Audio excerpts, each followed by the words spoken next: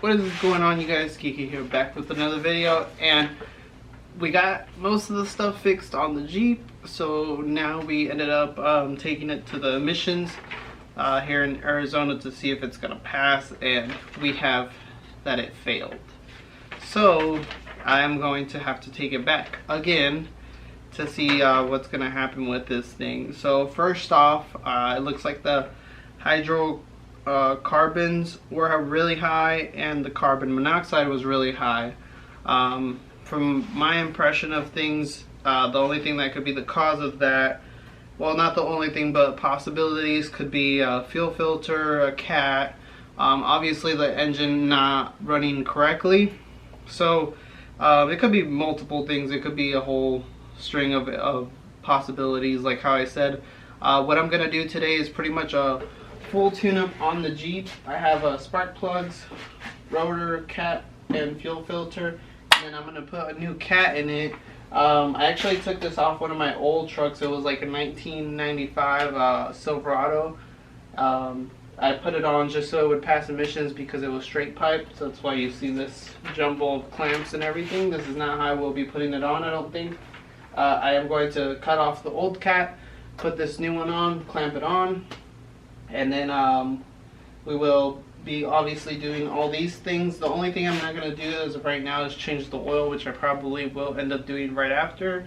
Like how I said, we got some bad readings from the emissions, so pretty much I have like a total of 3 hours before they close.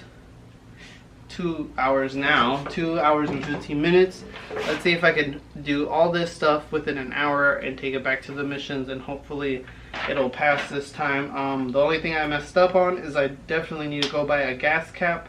So if we don't make it today, I'm gonna have to take it on Monday because today's Saturday. I should be able to get it there by the end of the day, and hopefully get it to pass. But I definitely need to fix all this stuff so we can get it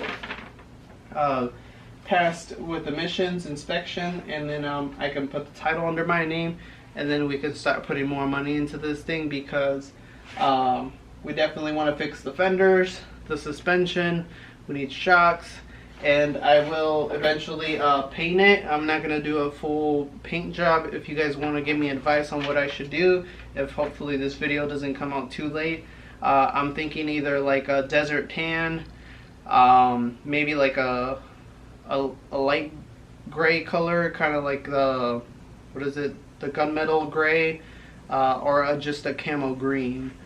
So those are my 3 options that I want to do. I will be taking off the flares, and then we will be getting new tires, and that's probably going to be the last thing.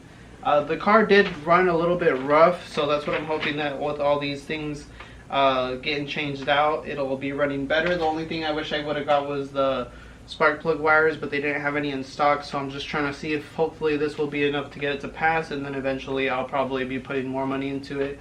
I know I need like a valve cover gasket, maybe like well, yeah, just a couple of other things, but this is definitely a good start so we can get it to pass. I think the cat would be the most efficient thing, but let's go ahead and get this done so we can get this car back to the emissions. So stay tuned. Alright, first things first, we're going to start just doing the spark plugs real quick. Just pull off each plug. Go ahead and start with the back here.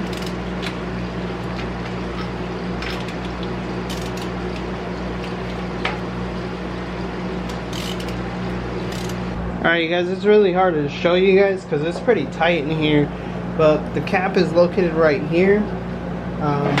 There's 2 screws on it, and pretty much you loosen those off, and then you should be able to get it out, but it is kind of hard to pull it off. You can see that I got it out here, and I can't even really get to the other spark plug wires because they're really tight, man. So what I'm gonna do is I'm just gonna start transferring stuff. Here, I'll show you guys. It's really caked up in here.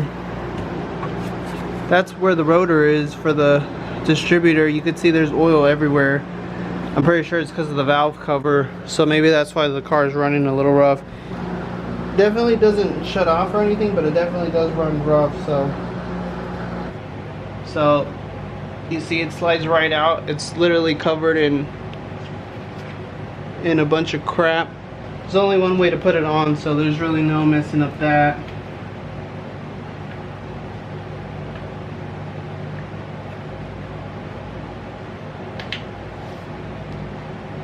And I'm gonna start transferring all the wires from to this one exactly how they are on here, so that way I don't mess them up. If not, you can always look at the diagram on what goes first. You guys, we finished changing out the cap, rotor, and spark plugs. These two up here are a pain in the ass. You definitely need some spark plug boot pullers, though you don't mess up your old spark plug wires in case you're going to reuse them. But you can get through it with here. I wish I could have recorded it, but I'm trying to kind of hurry just to get it back to the missions. So I finished that. Also put up your hood. That's the good thing about the Jeeps, kind of like the Hondas. You can put it up all the way, so it gives you a lot of access in there to get all the way in here, because if you notice, the engine is literally halfway where the front end is. So this is all just the fan, the shroud, and the radiator, and literally this is the engine. The back half of it is where the engine is at. So there's that, fix that. So when I took it to the emissions, it sounded like I had an exhaust leak. I was missing a bolt. I don't think I was missing it. I think I just didn't tighten it that good. I was missing this bolt right here. I just put one on right now. This thing's on pretty solid. Also, check this out.